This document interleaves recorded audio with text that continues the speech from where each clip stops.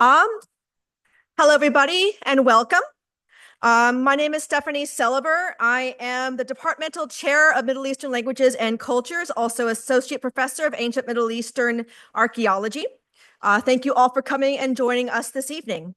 It is my privilege to welcome you to MELC's 19th Farhat J. Ziadeh Distinguished Lecture in Arab and Islamic Studies.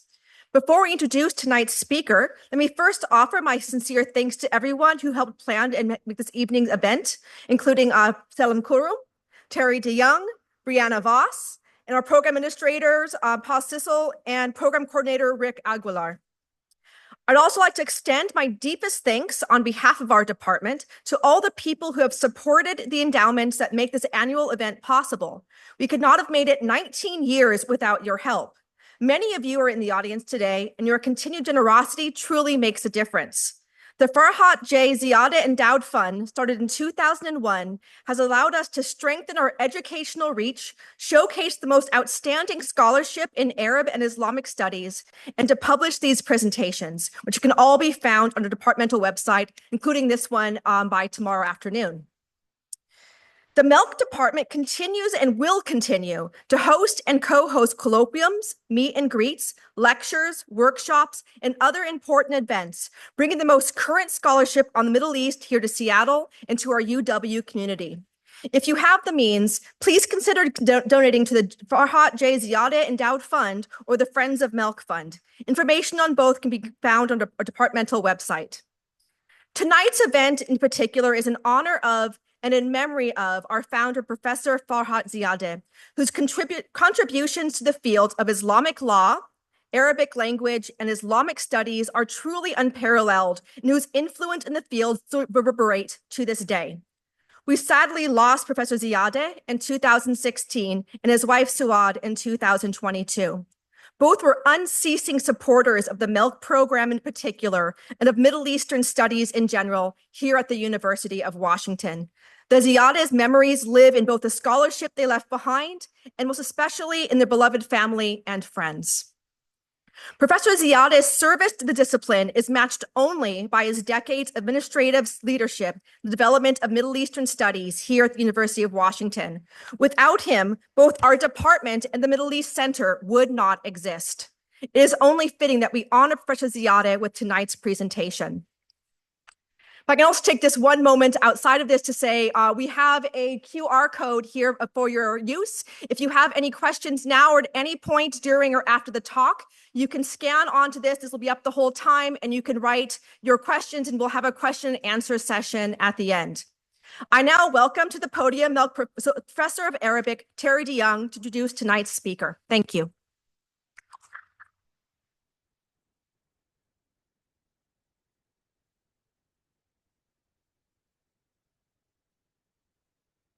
So I just had knee surgery.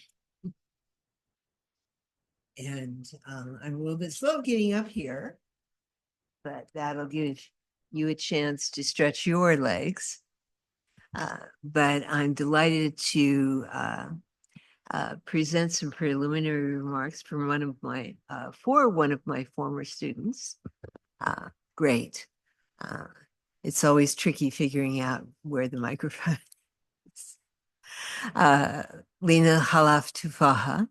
And I was preparing these remarks last night, and it reminded me that it's almost 8 years to the day when we last had an event where I introduced Lina. In this very room for a reading and discussion of her first collection of poems, Water and Salt. So 8 years ago seems like a long time now, but it seems like yesterday in a sense too. And I'm so delighted that since that time, you've received a lot of recognition for your work and a number of honors, of which probably the most important was the 2024 National Book Award for poetry for your collection, Something About Living, which is meaningful and moving. And I bought it as soon as it came out, and I've been blown away by it more and more as I've been preparing these particular remarks. So it's therefore a true pleasure um, for me to join in with Professor Sullivan in welcoming all of you tonight to what promises to be a great opportunity to celebrate Lena's highly anticipated return to the UW campus, although in a sense she's never really left because I think you still live in Redmond, don't you? And she's been a mainstay of our department and helping all of us prepare uh, for events like this. So I'm glad that we can do it again. And she's going to talk tonight about a subject that's dear to my heart because I've studied a lot of these authors that she's going to be talking about, and it's called The Past Continuous: Recurrence and Renewal in Modern Palestinian Poetry. And let me just say, by way of background, that although Lena was born in the United States, she grew up in the Arab world, speaking Arabic on a daily basis, reading the classical curriculum authors like the pre-Islamic poet Antara. For those of you who appreciate the ancient tradition, Antara is a really revolutionary author who has had a big influence on her work. And alongside of poets from the curriculum like Anta, she has read recent notable Palestinian modernist authors, like those who are dear to my heart, like Mahmoud Darwish, who I think she's going to talk about tonight, Fadwa Tukan, and Tawfiq Zayed, who are three of the most important and most influential authors in the development of modern Arabic poetry and the Palestinian aspect of that poetry. In all of this, Lena was inspired by the example of the poetry by her grandfather, Husni Faiz, who was the poet laureate of Jordan. Yeah, it kind of reminded me of the fact that I grew up, even though my mother was not a very educated person, she was a great lover of poetry and she read to me at night. And that's the source of my love for poetry. So I can think of family as being a really important element of all this. And all of you should keep that in mind as you're raising your kids or your grandchildren, that reading poetry can really make a difference to them. And all this background left indelible traces on the themes of Lena's poetry, right down to her most recent collection, where one can see a similar concern with memory. That's a shout out to my students who are here tonight, because we've been talking about memory in our class on Sufism, alongside the struggle between action and being that Mahmoud Darwish most especially pours into his language.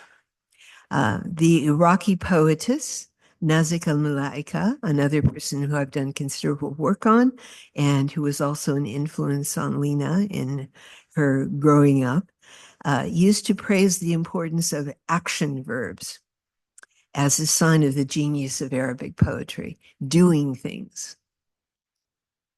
But Darwish, on the other hand, especially in his later poetry, and I think this is very noticeable, would celebrate instead the lack of a verb in some Arabic sentences.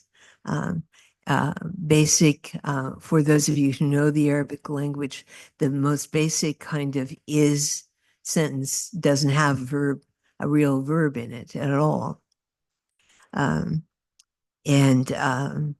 Darwish used to celebrate that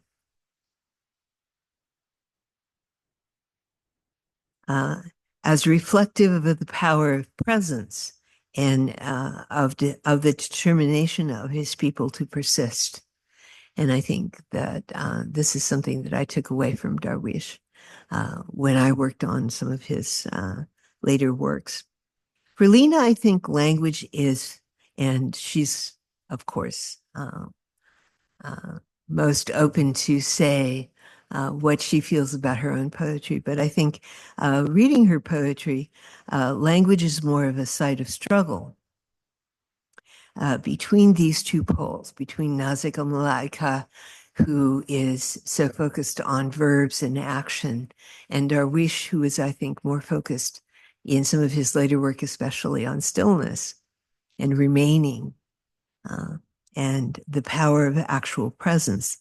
So one of the poems that Lena has included in her latest collection, Something About Living, is called First Generation.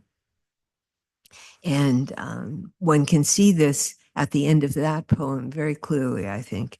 Like all good, and the poem starts, like all good refugees, our parents teach us, remembering how it is forgetting successful twin, how it graduates from the best university, makes a life for itself in tech and finance, in arts and letters. And when our fingers part to examine it, when we go into that language of our backgrounds, um, we've gripped like the edge of a lifeboat, like a lantern. Our hands are empty, a canvas the color of our villages. So that idea of language as both a site of remembering and forgetting, I think, is extremely important in what I've read of her latest work. To me, these lines capture the essence of Lena's current work.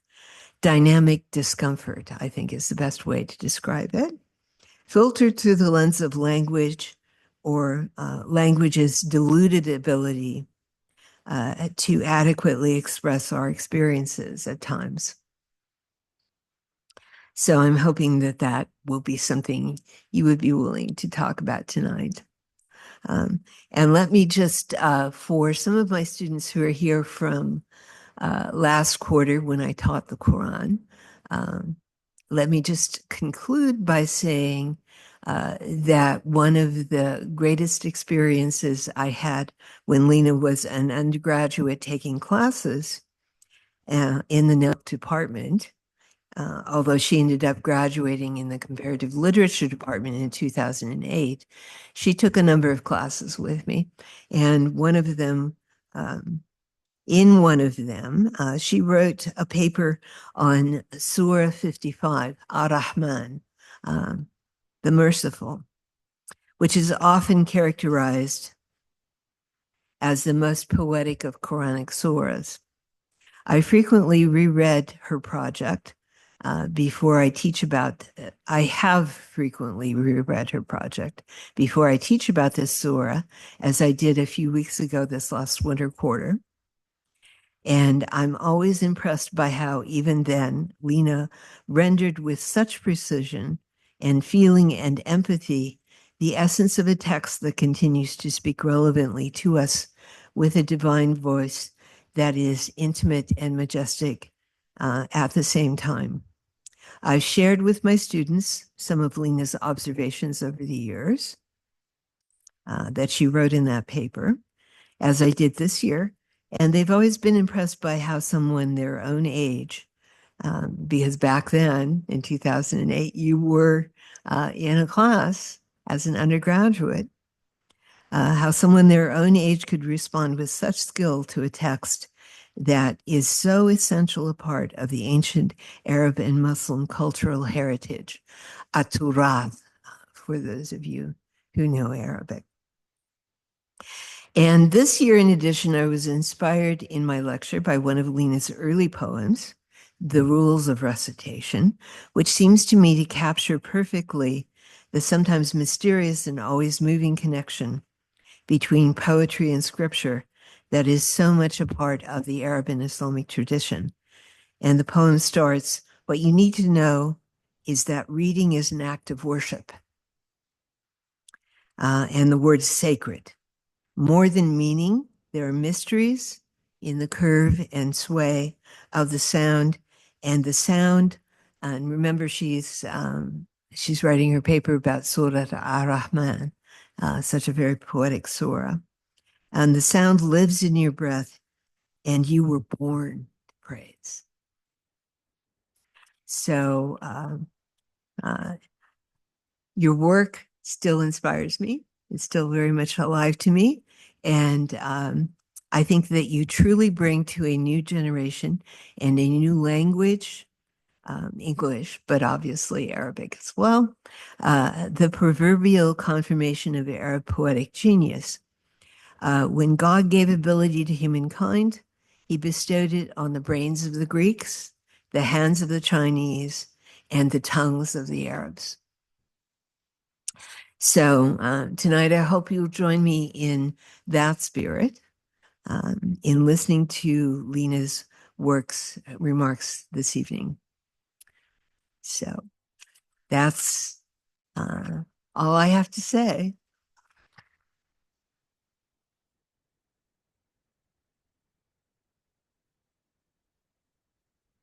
Oh, thank you so much.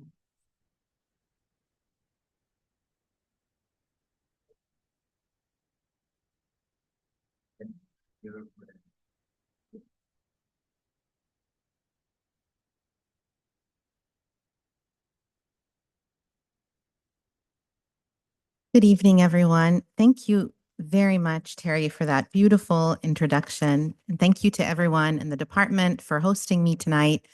I just first want to start by acknowledging Professor Ziadeh's memory. He was an incredible human being, larger than life, and very much like a beloved parent or uncle to all of us Arab students over the course of his life, whether we were in the department or not.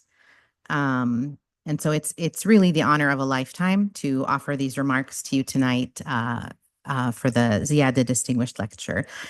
Thank you especially, Terry. I hope students are listening. If you turn in a paper, please do your best because there's a chance that you will have an incredible professor who will continue to read your paper more than 20 years, way more than 20 years after you write it. So really show up and do your best.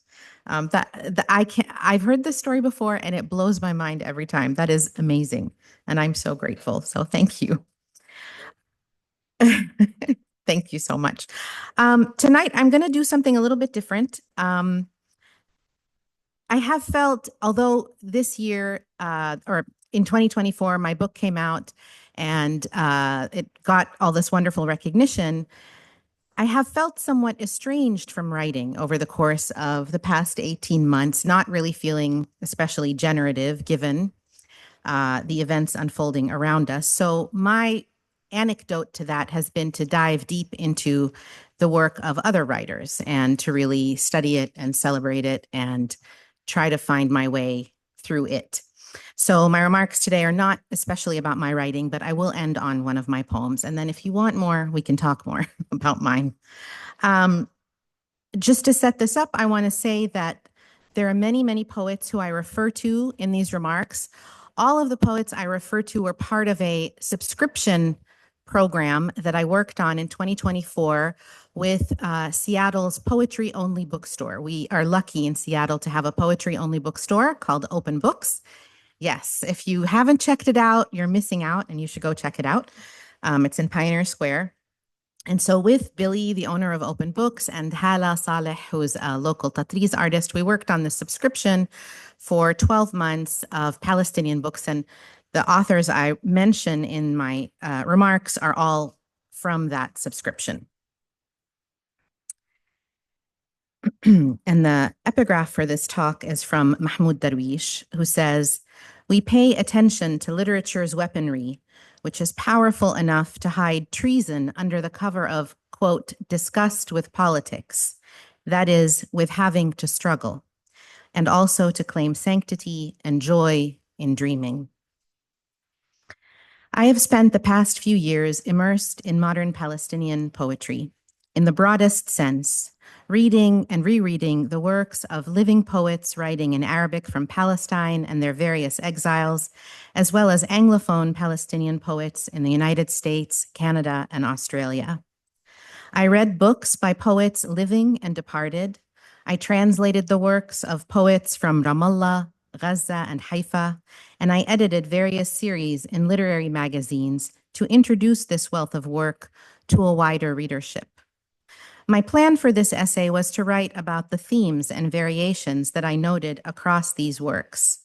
But each time I sat down to write, I would get a few paragraphs in, and my mind would invariably wander back to one book in particular. In fact, I have lost track of the number of times I have reread it over the past 18 months. Like the best works of art, literary or otherwise, it raises more questions than it answers. And the questions this book raises are both timeless and perfectly matched to this moment in Palestinian history and to the concerns of writers in a time of genocide. Does a bomb have grandchildren? Us. Does a piece of shrapnel have grandparents? Us. And the silence of the spectators has turned into boredom. When will the hero crack? When will he crack and break the alternation of the amazing and the ordinary? Heroism invites boredom when the scene goes on too long and initial excitement fades. These acerbic and now prophetic observations made by poet Mahmoud Darwish have been ringing in my ears since I first revisited them last year. In January 2024, I selected his book, Memory for Forgetfulness, as the inaugural text of a subscription I was curating for Seattle's Poetry Bookstore. Like many Palestinians, the despair of witnessing unfathomable scales of violence from a distance and amidst the detachment of many Americans felt crushing, and I kept searching for ways to break the silence around me. I turned to what I knew best, poetry.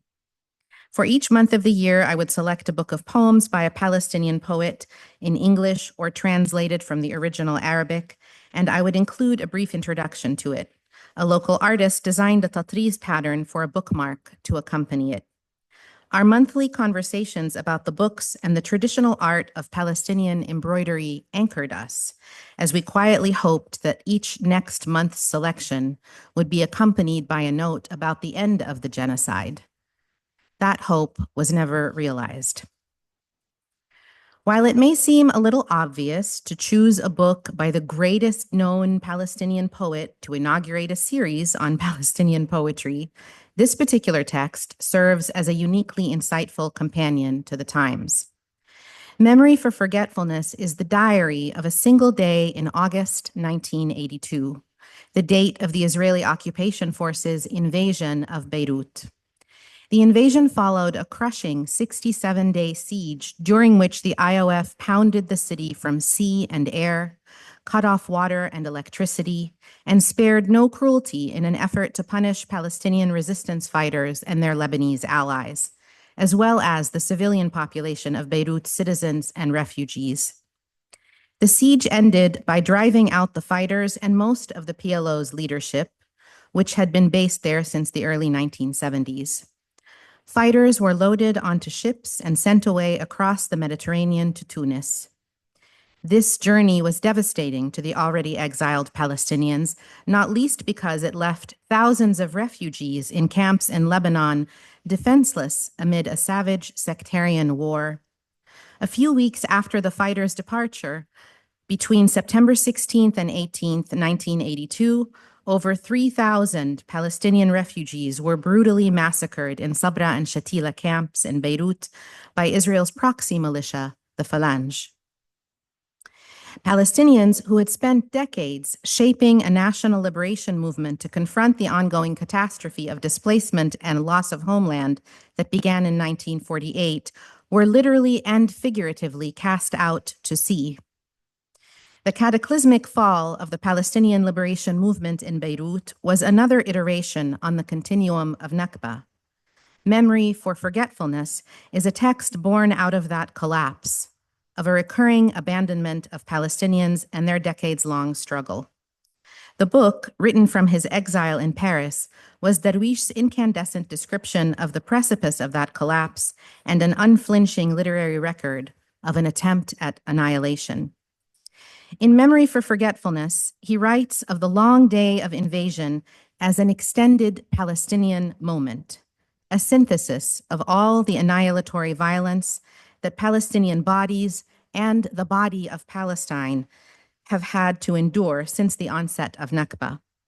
The text enacts the volatility of time in a besieged city, the slow crawl of minutes while trying to find a path to the kitchen to prepare morning coffee between bombardments, the mind-numbing search for water that was weaponized by the invading army, the irrational yet profoundly human desire for connection amidst the terror of isolation, a rendezvous with a lover, a visit to check on a neighbor and his insufferably racist wife, a walk down the road between air raids in defiance of death's looming shadow to be among friends at the hotel bar. Quote, "For us, no death is left except the death of death itself." Between these stretches of the day, Darwish meditates on love, estrangement, mythology, human history, the collapse of the Arab nationalist movement in which the Palestinian liberation struggle had thus far been embedded, the impending displacement from Lebanon, and the figure of the resistance fighter, the Palestinian refugee whose exile necessitates and informs his resistance. It is in his address of the refugee resistors that the text is most poetic, eschewing the language of analysis and the sharp tones of critique, and embracing the capacious images and high lyricism that have come to represent Darwish's aesthetic. Hallowed be your hands, you who clutch the last stone and the last ember. Hallowed be your hands, which all by themselves raise mountains from the ruins of the orphaned sea. The parallels to the current genocide in narrative and in military violence are acute and deeply relevant. To borrow poet Sinan Anton's phrase from his introduction of the text, quote, "Discursive destruction and erasure work in tandem with material destruction." The echoes of the 1982 siege and invasion in today's genocide are noteworthy not only for what they reveal of Zionist history and Palestinian history, they also illuminate the role of art in the settler colony's imagination and in the heart of the Palestinian liberation movement. Throughout the last 100 years of Palestinian history, even our archives have been the targets of destruction. In 1948, Zionists stole 30,000 books from Palestinian homes and libraries, cataloging them in what became the Jewish National Library, many under the label AP, abandoned property. When Israel invaded Beirut in 1982, its forces looted the Palestinian Research Center's archive, Darwish's first place of employment. Living as we do in a state I have come to describe as the past continuous, on November 29, 2023, Palestinians witnessed Israel bombing and destroying the entire Central Archive in Gaza.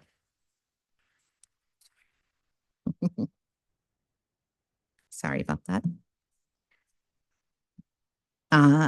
The entire Central Archive in Gaza, which held over 150 years of archival material documenting Palestinian life and culture. To be precise, the world witnessed it. Like all other aspects of the genocide, it has been live streamed and made eternally consumable on the social media pages of IOF soldiers boasting about their destructive escapades. Among the casualties of this genocide, described as such by Palestinians and by international and Israeli experts on the subject, are a generation of our brightest artists, writers, teachers, journalists, and poets. On October 20th, award-winning novelist and poet Hiba Abu Nada was killed by an Israeli airstrike on her home in Khan Yunis. I spoke by phone with her translator, Huda Fakhreddin, who told me Hiba's sister was determined to get her writing out into the world.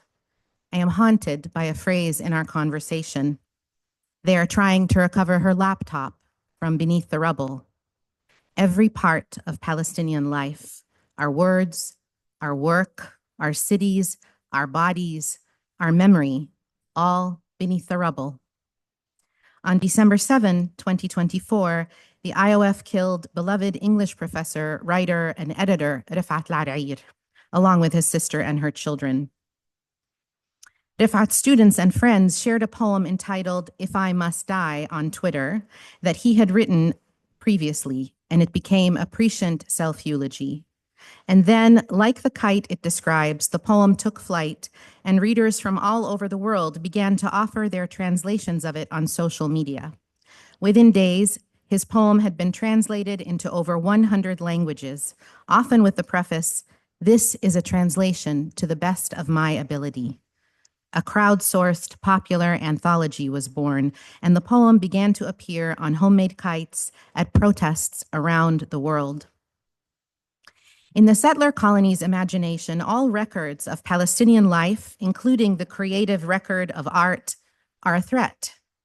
This extends from the wanton destruction and theft of property, including books, to the revelation just a few days ago that Meta, the parent company of social media sites, including Facebook and Instagram, has completed, at the behest of the Israeli government, a massive purge of Palestinian content.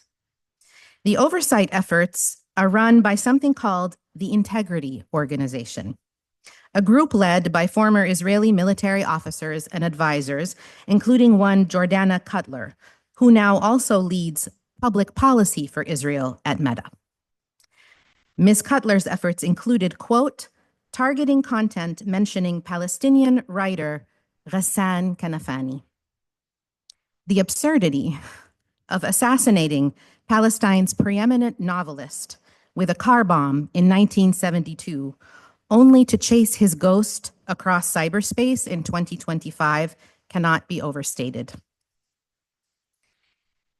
In Anthology of Modern Palestinian Literature, translator Salma Khadra al-Jayusi writes, whether in Israel or in the West Bank and the Gaza Strip or in the diaspora, Palestinians are committed by their very identity to a life determined by events and circumstances arising out of their own rejection of captivity and national loss, as well as by other people's intentions, suspicions, fears, and aggression. The body of Palestinian literature spans decades and continents. Palestinians in the homeland and across the diaspora write from the originating wound, but they also do it in a variety of genres across languages and within many cultures. Poets, writers, and artists from Ibrahim Touqan to Ghassan Kanafani to Najil Ali to Mahmoud Darwish to Hiba Abu Nada and Rifat Al-Arair have always lived at the beating heart of the Palestinian liberation movement. Over the past 18 months, I've come to see Memory for Forgetfulness as a source of Palestinian archetypes: the refugee fighter, the displaced poet, the lurking Western voyeurs, the sibling regimes eagerly wielding their swords, waiting for the Palestinians' knees to finally buckle, the cratered earth where camps once stood, the ships always waiting to ferry us away, never arriving to bring hope or sustenance.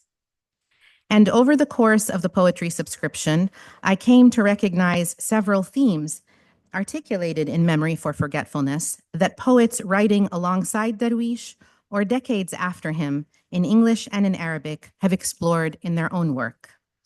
One of the themes that echo in modern Palestinian poetry is that of a violence that is always a repetition, and the inherent violence of being trapped in a repetition, a key feature of the past continuous condition.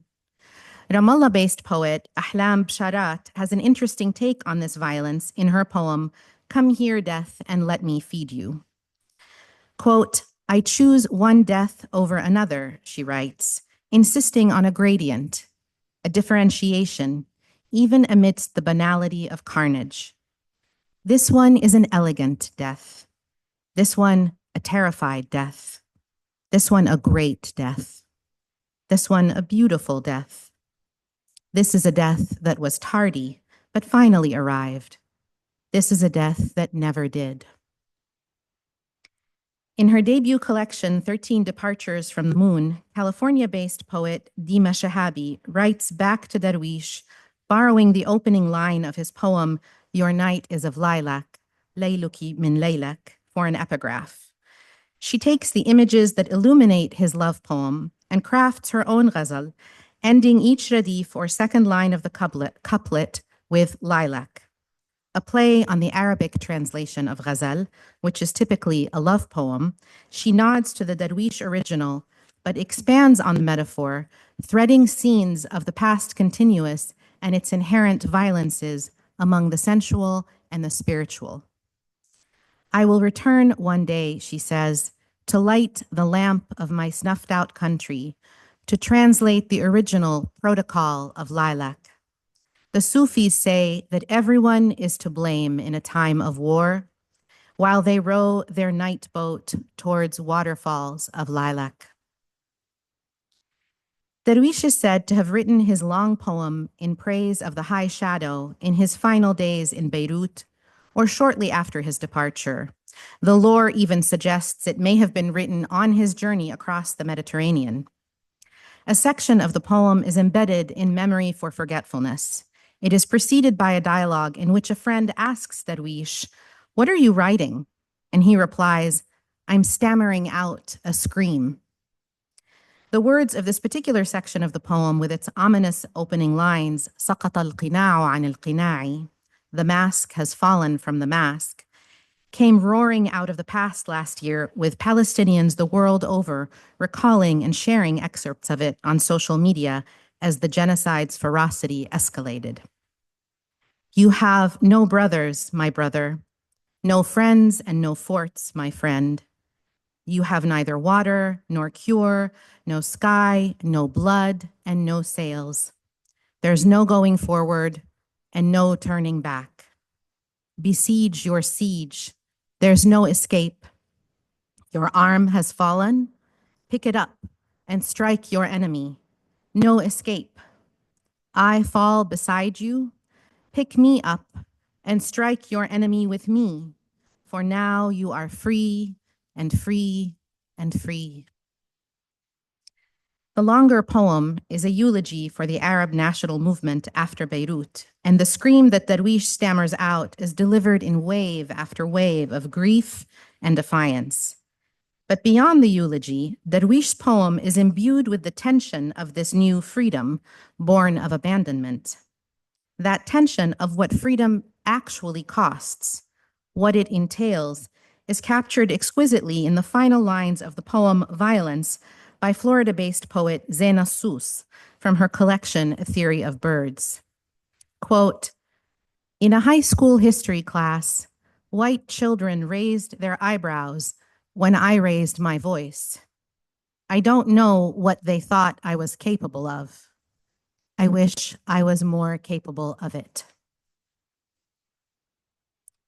The twin themes of freedom and abandonment animating the Darwish poem also bring to mind the quiet devastation of this very short poem by the late Hiba Abu Nada, entitled, We're in the Heights Now.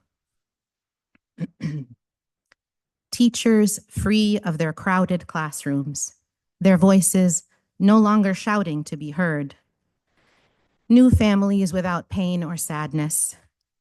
Journalists taking pictures of heaven, writing about eternal love.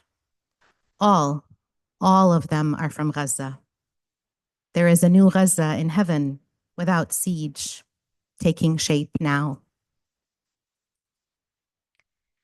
Darwish's encounter with a person he refers to as, quote, the American in the text is electric and manages to be entirely specific to that day in Beirut and wholly representative of the past continuous Palestinian experience of being perceived but not seen, of splashing across a news headline at once sensationally and invisibly.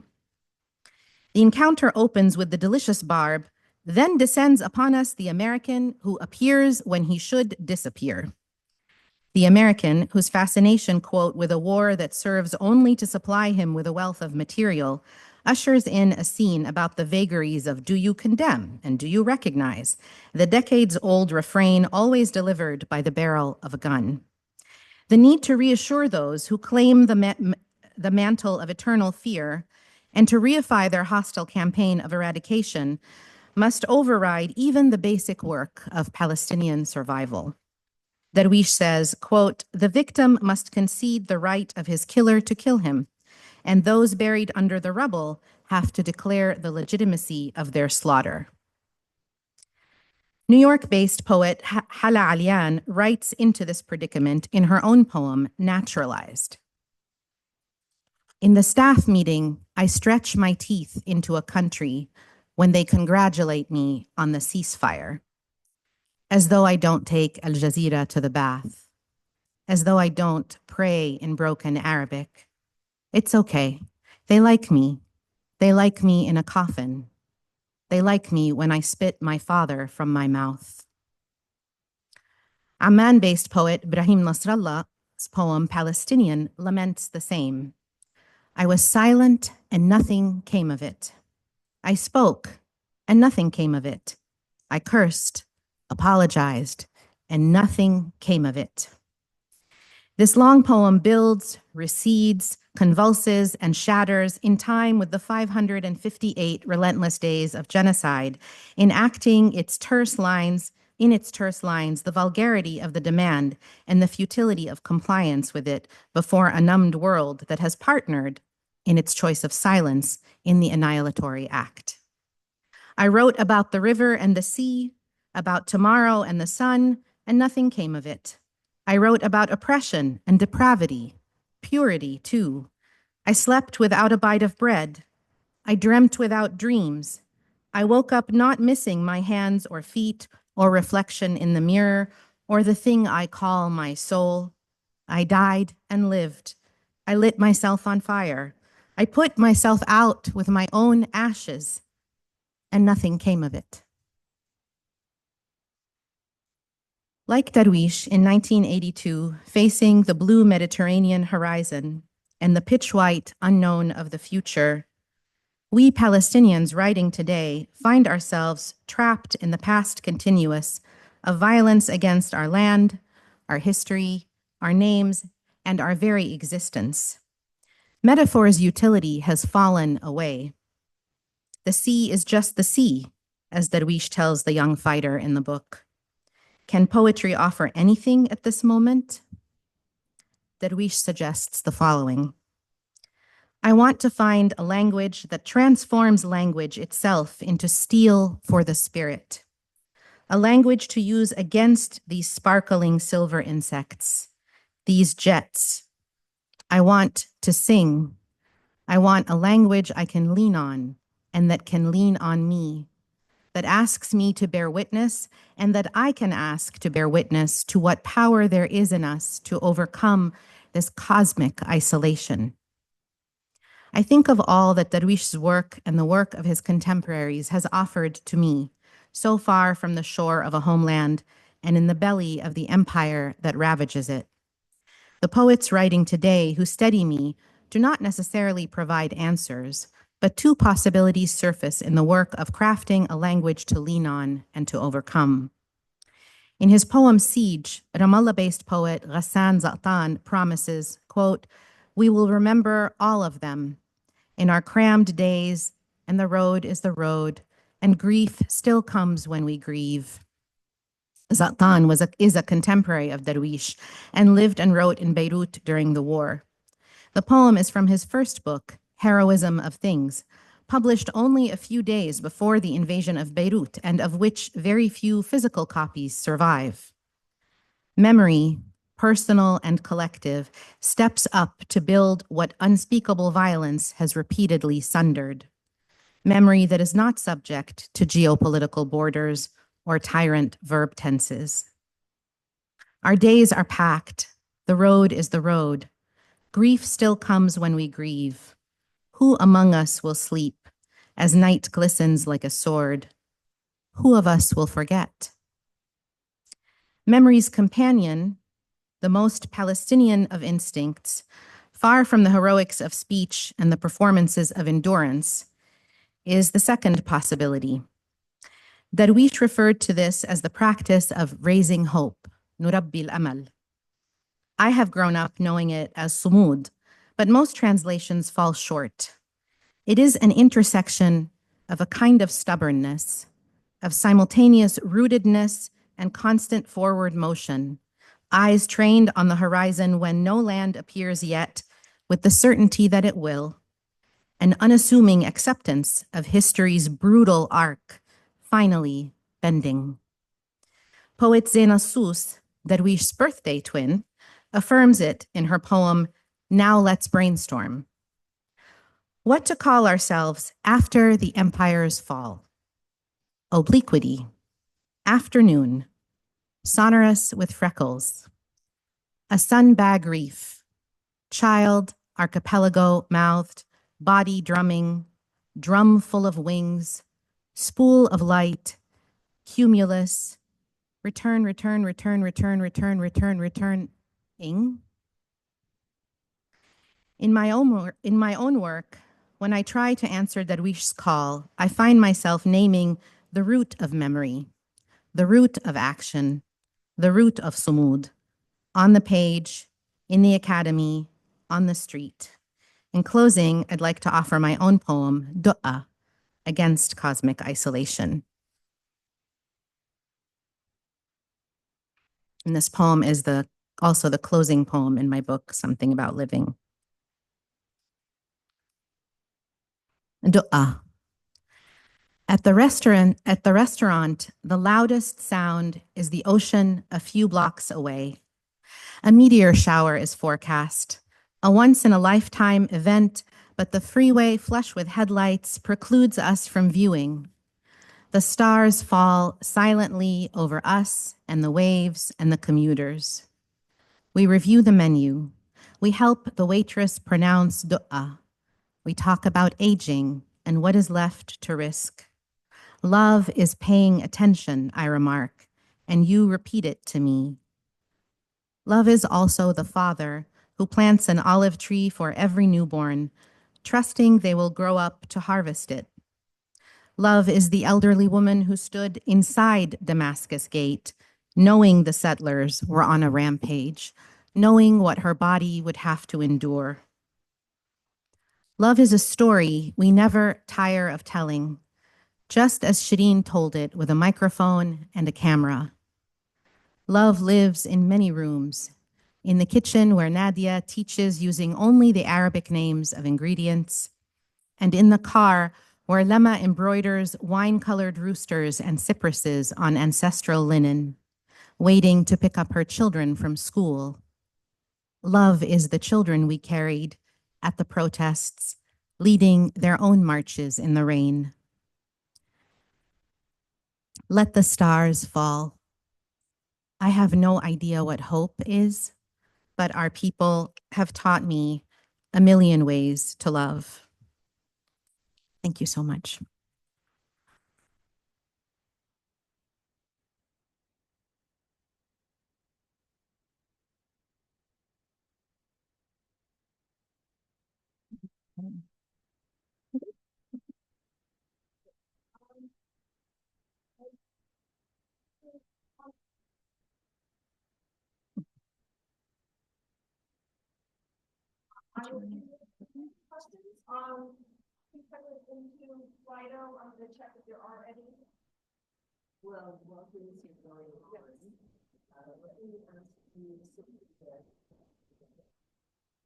Okay. We can see if we can.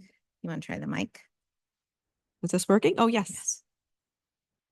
Well, my question goes directly to this idea of past continuous, which I think is such a fascinating aspect of the Arabic language, because it is both something that interjects itself, in a sense, because there's the past verb, Nazik al-Malaika's loved action verbs, which is very hard-edged, but the past continuous is ongoing. But it also interacts with something that I think is most um, energizing, but also kind of puzzling to me about Arabic literary culture, which is the kind of complex relationships people have with repetition. Uh-huh. Repetition, yes. Yes. So past continuous is more and more engaging than actual repetition. And I think that repetition is something that is very easily, we're easily attracted to it.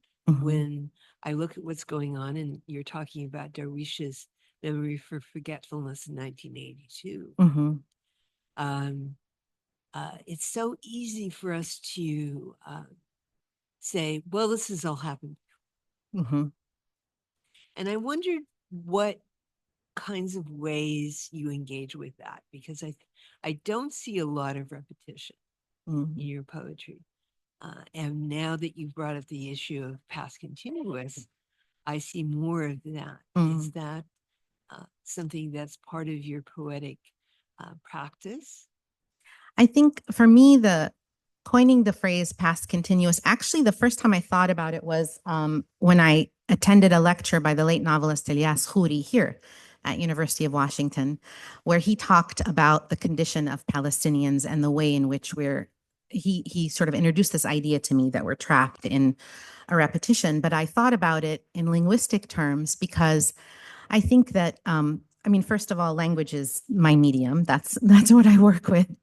But I also find that as I age, it's incomprehensible to me how many events and narrations of events that we're witnessing we have experienced before. And it's incomprehensible how many times the same claim has to be stated and the same explanation has to be offered. And also how little effort the villains in the story have to make. They can just show up with the same bag of excuses from 80 years ago. And like, it's not even creative. They're not even trying that hard. So that's one level. In terms of my own poetic, one of the things I really enjoyed doing in this book, in Something About Living, is experimenting with forms that rely on different kinds of repetition, or making my own forms that trouble this idea of repetition. The way that you can take the same phrase or the same word and turn it a little bit, a little bit, a little bit in the light, and its value can change. It can deepen and saturate, or it can fade. And that can be a way to evoke or express an experience that is new in the effect of its violence, but is also repeated because it's part of a long tradition of continuous violence. I hope that answers your question. Greatly, greatly helps in something I should pay attention to even more when I'm reading your work. And this is one of the delightful things about your most recent collection, is it invites you to return. It invites you to look again. Thank you so much. Thank you. All right. Our first question, we have two questions so far. And again, if people have questions, you can please add them in. Do you write your poems in Arabic? If so, could you share one? I do not, unfortunately. This is the great shame of my life. I have been playing with a form that I'm calling the Abjadarian. This is my compromise. So those of you who read poetry might be familiar with a form called the Absidarian, in which every line of the poem begins with a letter in alphabetical order. So the first line begins with A, B, C, and all the way through to the end of the alphabet. And a poet's gravitas is measured by what they do with the letter X, just for your information. So my version of the Absidarian is something I'm calling the Abjadarian, because in Arabic we have an alternative way of arranging the letters that is called, so instead of alif, ba, ta, tha, abjad, hawaz. But anyway, my poem, every line begins with an Arabic letter of the alphabet, even if it is in English. So it begins with A, B, T, Th, and so on. And for the letters that don't exist in English, like Ain, Ghain, Qaf, those lines are written in Arabic. And they just all have to live together in the poem, and everybody has to deal with it. And that is an excellent sort of representation of the inside of my brain a lot of the time. So it's been a fun and difficult form to play with. One of the great joys of writing is to create these kind of restrictions and limitations that can really develop the work that you're doing in creative ways. So I don't have a ton of these poems because they take forever to write and not sound terrible. But there's one published in an anthology called Out of Gaza, which I believe is published in the UK and won the Palestine Book Award this last year. It's a beautiful anthology of poems by a wide range of writers, so you should check it out. Thank you. Mm-hmm. I'll let you read that. I wouldn't be able to read the Arabic as well, but that sounds amazing. Here's a more perhaps philosophical question, answer it as you would like. You speak of love and you seem to know it more than I do. If I love someone, do I hate those who hurt them? I mean, I don't know how much more I know than who's asking this question. If I love someone, do I hate those who hurt them? Okay, so let's make a distinction between hate and anger. I have so much anger. I hope that I don't have a lot of hate. And I have been clinging for dear life to that distinction. I don't know how effective hate is. It feels like a huge loss of energy. It feels like a loss. And I think that anger, on the other hand, can be an incredible transformative force. So I think wherever the opportunity is presented, choosing anger over hatred is probably optimal. Do you hope people read the curated series you discussed as windows into other lives or circumstances, or mirror literature, reflection of the reader, or perhaps another metaphor? Thank you for that question. I feel that especially in this book, I have been writing about Americans. I know people think I'm writing about Arabs or Palestinians, but I'm looking at you, looking at me. And so I think the mirror idea or image is powerful. I think that a poem and a text and maybe even a work of art isn't really complete until the reader or the viewer engages with it. So you are writing along with me when you read, you're finishing the poem. And depending on who the you is, right, that poem will land differently. But I think that being an Arab in this culture means to be perceived, to be consumed, to be erased, to be constantly classified, and somehow never make whatever the cut is that keeps changing. And that is exhausting. And so I am interested in turning that on the consumer, as it were, and trying to write a Palestinian American poem, meaning it is about my experience, but I'm offering it to you as I watch you read it.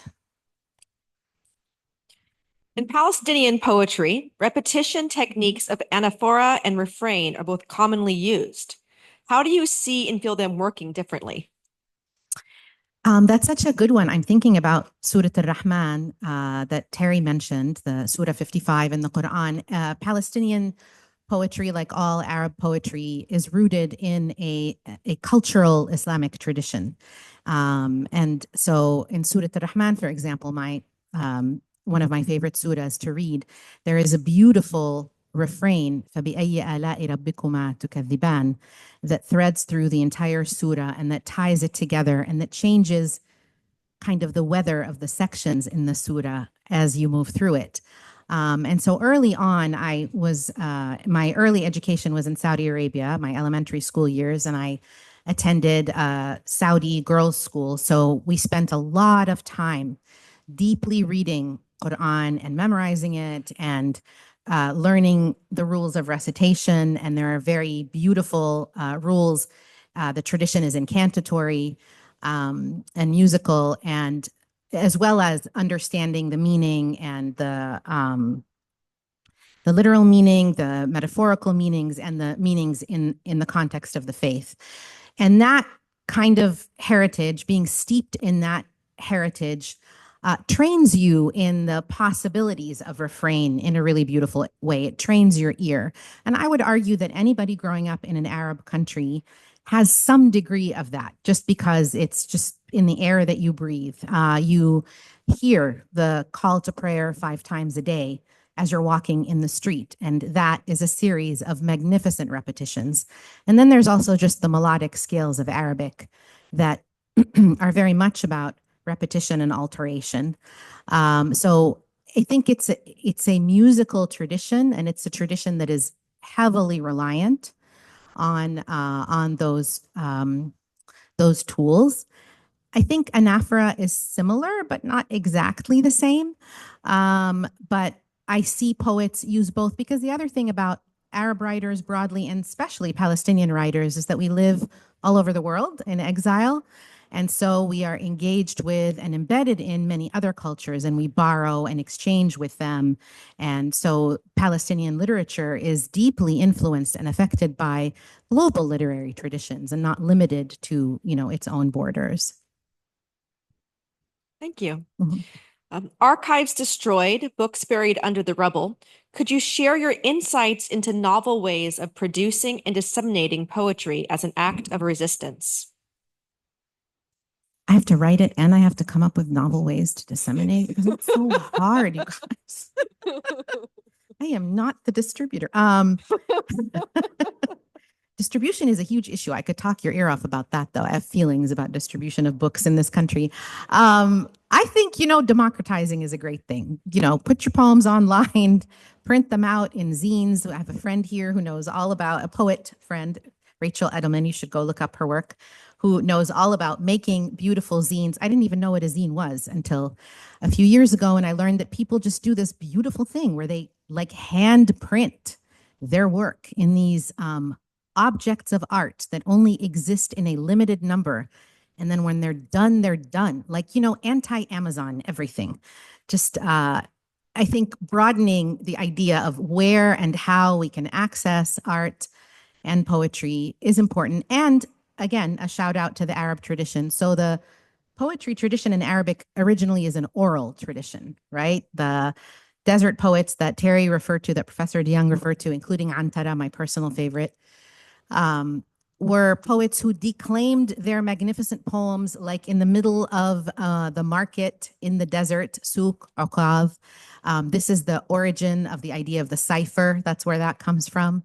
And so there is an oral tradition of poetry, and we have a great tradition of spoken word in this country, which is sometimes sort of dismissed and treated as like not quite by, capital P poets, but that's ridiculous. It is its own art form and has its own magnificent rules and traditions. And for many, many years, poetry and the Quran were just, oral tradition until they became written. So we don't have to be limited by violence. It can push us and force us to find these sort of creative solutions. So these are my very limited suggestions. I think there are probably more innovative ones out there. Next one is, you mentioned you haven't been as generative in your writing recently. When you do begin again to make poetry, what inspires your writing to awaken? Like if I knew that right now. Anger is a great thing. Anger, pettiness, all these sort of unsavory human emotions are excellent generative sources. There are many fights I have not fought, but I have written poems. So, whatever works for you. In terms of literal practice, I have this thing that I've shared whenever I've taught a poetry workshop, which is the word bowl. So Naomi Shihab Nye has this great line, I begin again with the smallest numbers. It's a beautiful line from a poem of hers that I keep in my mind. And my way of beginning again with the smallest numbers is I collect words. So if I hear a word that like just feels delicious in my mouth, or a word that I don't exactly know what it means, or just a word that I like chandelier is such a pretty word. Like that's for no reason. I just like the way it sounds. All these words go on scraps of paper in this little bowl on my desk. And I have 7 years worth of words in the word bowl. No joke. And they just stay there. And when I'm totally stuck, a practice that you are welcome to steal is I pull five words, whatever they are, and they go at the top of the page. And you can do whatever you want with them. You can force yourself, this is cruel, but you can force yourself to draft a poem using all five. You can choose the one that moves you the most and look it up in the dictionary and try to understand its etymology. You can find other words that mean the same thing. You can invent some weird game or thing, gimmick, that just unlocks your brain, that gets you out of your literal and sort of direct thinking and helps you become playful and returns you to the real elements of your art. And that's usually how, if nothing else is working, I can get started. But I also think you just don't have to force writing. Like there are so many, too many great, amazing books out there that I have yet to read, and I suspect you have yet to read. So it's okay if you're not writing at the moment. It's okay if I'm not writing at the moment. I'm just kind of storing things. And when something really needs to be written, then I think it will come. Thank you. Can you speak more about refugee resistance that you mentioned in the poems you talked about? Yes. So the word for that in Arabic is fida'i, which comes from the noun fida, to sacrifice. And that is a sacred tradition in Palestinian history, the idea that people give their life for their land, for their liberation. And it cuts across all swaths of society. So you can understand it in a religious context, and you can understand it among the most left ideologies, right? But it's a tradition of Palestinian sacrifice, of putting self behind the community in order to give back to your people. And so a lot of times fidaiyin, the plural for fidai, are refugees, because these are the people who are displaced, who have nowhere to go, and who are already struggling and who are already suffering and already being subjected to violence in the various places of their displacement. So resistance becomes a kind of necessity, a kind of condition of their existence. Are you heading out?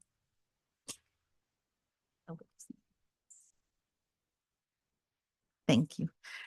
Pause for a moment and a round of applause for my beloved professor, Terry DeYoung.